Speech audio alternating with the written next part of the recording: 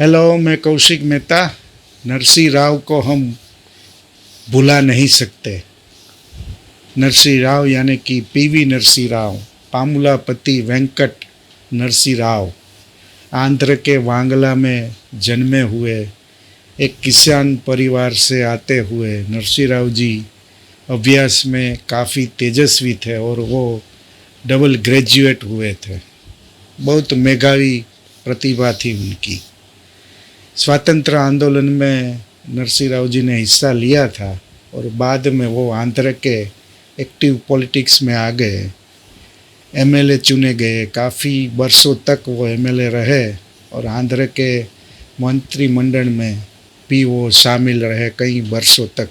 अलग अलग मंत्रालय में नरसिंह राव जी ने काम किया और फिर बाद में केंद्र के पॉलिटिक्स में या कि राष्ट्रीय राजकारण में वो दाखिल हुए 1984 से, और कांग्रेस सरकार में भी वो गृह मंत्री से लेकर रक्षा मंत्री तक अनेक मंत्रालय में उसने काम किया। फिर वो राजीव गांधी की हत्या के बाद दक्षिण से आते हुए वो पहले नेता थे जो देश के प्रधानमंत्री बने।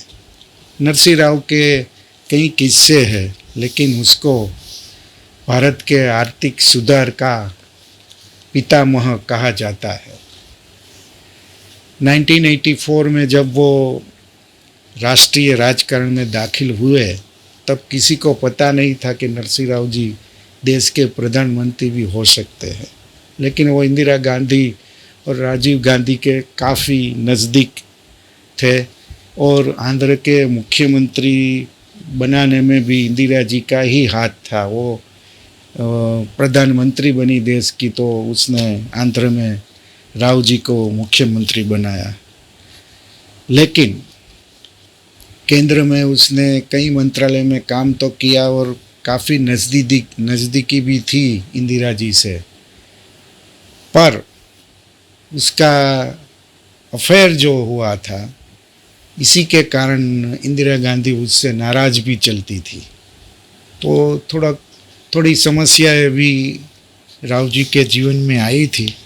यूँ तो वो सत्यमा जी से ब्याहे हुए थे और 3 बेटियां और 5 बेटे उसके थे, लेकिन लक्ष्मी करके एक बहुत तेजस्वी महिला थी और उसके साथ उसका अफेयर हो गया था। वो भी आंध्र में एमएलए चुन के आई और साथ में ही वो आंध्र में विधानसभा में रहते थे। तो मुलाकातें हुई और आगे जाके दोनों में अफेयर हो गया और उसका चर्चा दिल्ली तक रहता था। तो ये लक्ष्मी के कारण, लक्ष्मी कांताम्मा उसका नाम था और बहुत तेजस्वी महिला थी। वो जब भी आंध्र के धारासभा में उठ के बोलती थी तो लोग उसको सुनते थे। वो भी फिर राष्ट्रीय राजकारण में आई, लोकसभा में चुन के आई और लोकसभा में भी उसका बहुत चर्चा रहता था। लेकिन 1977 में वो इंदिरा के खिलाफ हो गई और उससे राव जी को काफ़ी समस्याएं आई। फिर कुछ ऐसा हुआ, दोनों के अफेयर का काफ़ी चर्चा हुआ था। राव जी के बेटे भी इंदिरा जी के पास जाके राव करते थे कि हमारे पिता का ये चल रहा है, वो चल रहा है।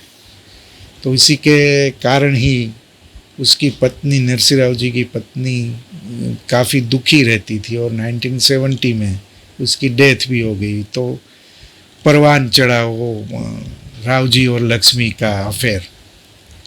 लेकिन ये जो इंदिरा जी के सामने लक्ष्मी खड़ी हो गई, उसके बाद काफ़ी दिक्कतें आई और लक्ष्मी ने एक स्थिति ऐसी आई कि उसने एक निर्णय ले लिया कि मैं अब एक्टिव पॉलिटिक्स छोड़ दूंगी। वो अध्यात्म के रास्ते चल पड़ी और अपने गुरु के साथ रह गई। श्री शिवा बाल योगी करके उसके गुरु थे, उसके पास उसने दीक्षा ली और वो साध्वी बन गई और राव जी को भी प्रेरित किया था।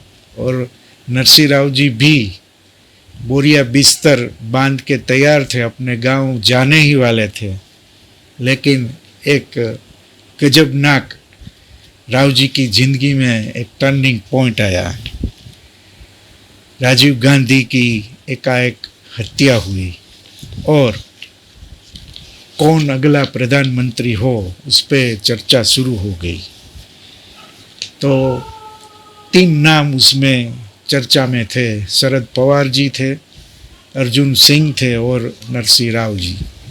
नरसिंह राव तब कांग्रेस के प्रेसिडेंट थे, तो उसका नाम कांग्रेस कारोबारी में चुना गया और वो देश के पहले दक्षिण वाले प्रधानमंत्री बने।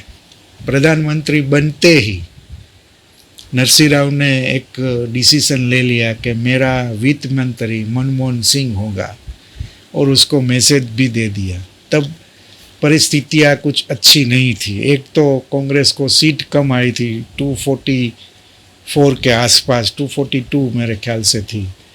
तो लेकिन कुछ पार्टियों का सपोर्ट मिला और नरसिंह राव की सरकार बन गई, लघुमती सरकार थी। लेकिन नरसिंह राव और मनमोहन सिंह ने मिलके जो काम किया वो आज तक माइलस्टोन गिना जाता है भारत के इतिहास में, भारत के अर्थकारण में खास करके। तभी विश्व में लिबरलाइजेशन का दौर शुरू ही हुआ था और हमारी आर्थिक स्थिति बहुत खराब थी। हमारे विदेशी जो हुंडियामण जिसको बोलते हैं वो काफ़ी कम था और सोने गिरवी रखने की नौबत भी आ गई थी। तो इसीलिए कुछ ना कुछ तो नरसिंह राव सरकार ने करना ही था। तो दोनों ने मिलके, मनमोहन सिंह और नरसिंह राव ने मिलके उदारीकरण की नीति अखत्यार अमली बनाई और एक इतिहास बन गया। लाइसेंस राज से पूरे देश को मुक्ति मिल गई और आज तक जो माइलस्टोन स्थापित किया नरसिंह राव और मनमोहन सिंह ने, जो मार्ग प्रशस्त किया अर्थकारण के लिए, उस पे बाद में वाजपेयी भी चले, मनमोहन सिंह भी चले और आज मोदी साहब भी चल रहे हैं उसी नीति के रास्ते पर। भाजपा एक बार उदारीकरण के खिलाफ भी थे, संघ परिवार भी उसके खिलाफ रहा था, लेकिन आज एक के बाद एक आर्थिक सुधार आता ही जाता है। परमाणु कार्यक्रम में भी काफ़ी गति दी थी नरसिंह राव सरकार ने और उसके ऊपर ही वाजपेयी सरकार ने काम करा और प्रयोग भी किया। तो काफ़ी नरसिंह राव का कंट्रीब्यूशन रहा है हमारे भारत के खास करके अर्थकारण पे। वो बहुत मेधावी नेता भी थे, उसको 17 भाषा आती थी।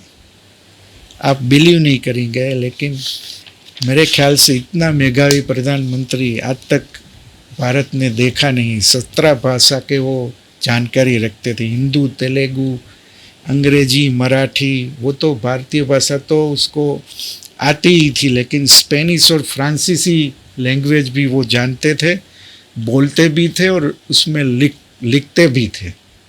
उन्होंने कविताएं भी कहीं लिखी और वो काफ़ी लोकप्रिय भी हुई थी। लेकिन 5 बरस लघुमती सरकार सक्सेसफुली चली, कई काम हुए, पर बाद में कांग्रेस हार गई और नरसिंह राव का पतन शुरू हो गया। बाबरी, खास करके बाबरी मस्जिद जब टूटी तब नरसिंह राव वड़ा प्रधान थे और बाद में कांग्रेस ने पूरा ये जो किस्सा हुआ उसका ठिकरा नरसिंह राव पे फोड़ दिया था, नरसिंह राव को ही कसूरवार बता दिया था। तो उसके बाद से नरसिंह राव का पतन शुरू हो गया। उसके सामने भ्रष्टाचार के कई आरोप भी लगे। NRI लखूभाई पाठक का मामला भी आया, धोखाधड़ी का। यूं कि ये दोनों किस्से में कोर्ट ने उसको बाद बरी भी किया था। फिर कांग्रेस ने उसको टिकट भी नहीं दिया, तो नरसिंह राव एकाएक राष्ट्रीय राजकारण से आउट हो गए। जैसी हालत हमारे अडवाणी जी की भी हुई है, वैसी ही कुछ हालत नरसिंह राव जी की भी हुई।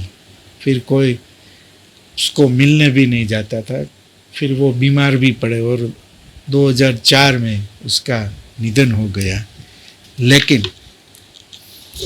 ये नरसिंह राव जी भारतवर्ष को याद रहेगा, कल भी याद रहता था लोगों को, कल भी उसकी बोलबाला रही, आज भी है और भविष्य में भी रहेगी।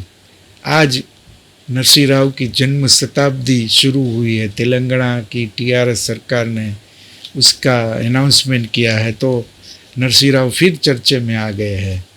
भाजपा उसको इस मुद्दे को भुनाता भी है। बड़ा प्रधान नरेंद्र मोदी आंध्र और तेलंगाना में जब इलेक्शन था धारासभा का, तभी जाहिर सभाएं जो हुई थी उसमें भी उसने आरोप कांग्रेस पे लगाया था कि राव जी को कांग्रेस वाले भूल गए हैं। टीआरएस और टीडीपी चंद्रा बाबू और के राव ने भी कई बार मांग उठाई कि नरसिंह राव जी को भारत रत्न से सम्माना जाए, ऐसी कई बार डिमांड की गई, लेकिन ये स्वीकार नहीं हुई। कांग्रेस ने तो नहीं की। जब वो चल बसे तब उसका अंतिम संस्कार दिल्ली में होना चाहिए था, लेकिन कांग्रेस सरकार ने मना कर दिया और हैदराबाद उसका पार्थिव देह ले जाया जाए, उस ऐसी इंस्ट्रक्शन सरकार से मिली थी। तो कांग्रेस ने तो भारत रत्न से नहीं नवाजा राव जी को। ये बीजेपी की सरकार ने भी अभी तक ऐसा कोई डिसीजन नहीं लिया है। वाजपेयी जी को भारत रत्न मिला है, वो हकदार थे। मेरे ख्याल से नरसिंह राव जी भी हकदार है और दिल्ली में उसका स्मृति स्थल भी बनाया जाए, ऐसी भी डिमांड है, लेकिन उसमें भी अभी काम होना बाकी है। लोग अक्सर अपने नेता को याद रखते हैं या तो भूल जाते हैं और उसको भुनाने की नौबत पॉलिटिक्स में आ ही जाती है। समय समय पे ये हमको देखने को मिलता है, लेकिन नरसिंह राव ऐसे नेता थे जिसको भुलाया नहीं जाता और भुनाया भी नहीं जाता। नरसिंह राव की स्मृति में ये एपिसोड। थैंक यू, फिर मिलेंगे।